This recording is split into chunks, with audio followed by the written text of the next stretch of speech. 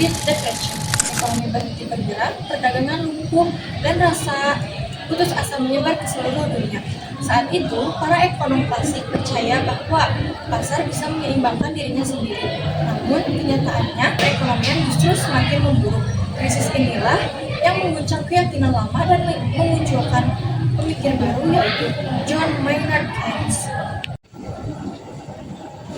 John Maynard Keynes adalah ekonom asal Inggris yang lahir pada tahun 1883. Ia dikenal sebagai tokoh yang merevolusi cara kita memahami ekonomi modern.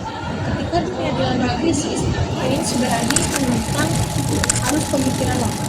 Melalui karyanya yang legendaris, The General Theory of Employment, Interest and Money, ia menyatakan bahwa pasar tidak selalu bisa menyeimbangkan diri. Menurutnya, tanpa campur tangan pemerintah, ekonomi bisa saja terjebak terus dalam pengangguran dan kemiskinan.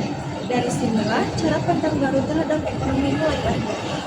Sebelum Keynes, ekonomi hanya fokus pada perilaku individu, dan inilah yang disebut dengan ekonomi mikro.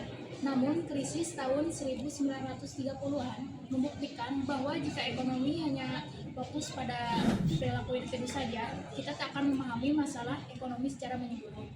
Keynes melihat akar persoalan yang lebih besar, yaitu turunnya permintaan dalam perekonomian. Orang tidak membeli, perusahaan tidak memproduksi, dan akhirnya semua berhenti bergerak. Dari sinilah lahir revolusi ekonomi makro, yaitu cara pandang baru yang melihat ekonomi sebagai satu sistem besar yang saling terhubung. Konsep utama Keynes adalah agregat demand atau permintaan agregat, yaitu total permintaan terhadap barang dan jasa dalam suatu negara.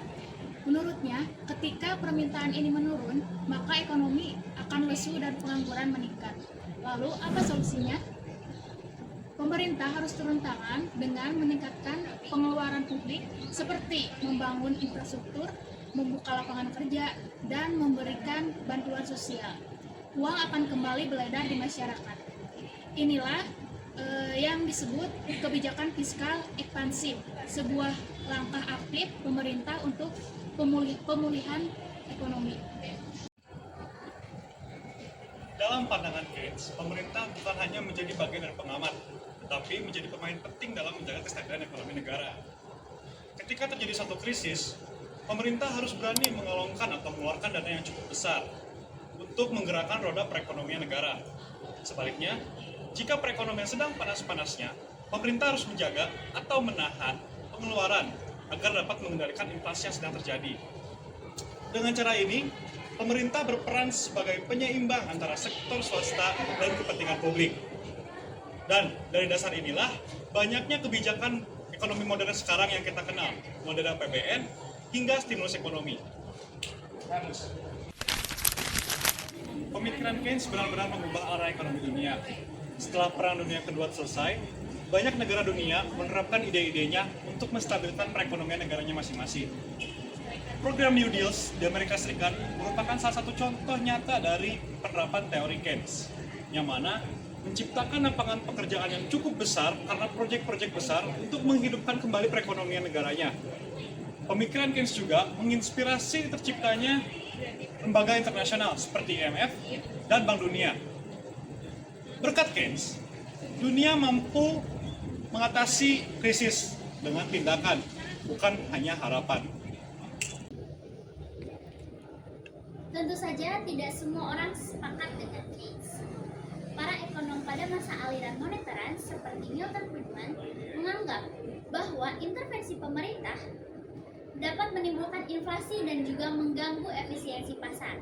Pada tahun 1970-an, terjadi fenomena stagflasi atau inflasi yang tinggi tetapi dengan pengangguran yang tetap banyak. Hal ini tidak dapat dijelaskan dalam teori Keynes klasik. Namun, bukannya menghilang, teori Keynes malah berkembang menjadi neo-Keynesian dan post-Keynesian menyesuaikan dengan perkembangan zaman dan peran kebijakan moneter yang semakin kompleks. Horizon Keynes sangat besar. Ia mengubah cara pandang dunia terhadap ekonomi yang tadinya sekedar pasar bebas menjadi sistem yang membutuhkan keseimbangan antara kebijakan publik dan kekuatan pasar. Bahkan sampai hari ini, saat masa pandemi COVID-19, masih banyak negara yang menggunakan pendekatan Keynesian, yaitu meningkatkan perbelanjaan pemerintah agar ekonomi tetap hidup. Keynes telah membuktikan bahwa ekonomi tidak hanya soal angka, tetapi juga tentang kesejahteraan manusia. Pemikirannya terus tumbuh dan menjadi fondasi utama dalam kebijakan ekonomi modern di seluruh dunia. Dari seorang ekonom Inggris yang hidup di era kegelapan ekonomi global, lahirlah sebuah revolusi pemikiran yang mengubah dunia. John Maynard Keynes tidak hanya memberikan kita teori, ia memberikan harapan. Harapan bahwa krisis ekonomi bukanlah takdir yang harus terima. Harapan bahwa kita bisa bertindak, bukan hanya menunggu. Ada 3 pelajaran besar dari Keynes yang tetap relevan hingga hari ini. Pertama, ekonomi adalah tentang manusia, bukan hanya grafik dan statistik, tapi tentang pekerjaan, keluarga, dan kesejahteraan nyata. Kedua, pemerintah memiliki peran vital. Di saat pasar gagal, negara harus hadir sebagai stabilisator, bukan penguasa, tapi penyeimbang. Ketiga, tindakan lebih penting daripada pasrah. Dalam menghadapi krisis, keberanian untuk berinvestasi dan bertindak adalah kunci pemulihan. Dari depresi besar tahun 1930-an hingga krisis finansial 2008 sampai pandemi COVID-19 kemarin, pemikiran Keynes terus diuji dan terbukti relevan. Teorinya berkembang, dan ada kritik dan penyempurnaannya.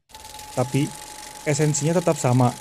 Ekonomi yang baik adalah ekonomi yang melayani kesejahteraan bersama, bukan hanya efisiensi pasar.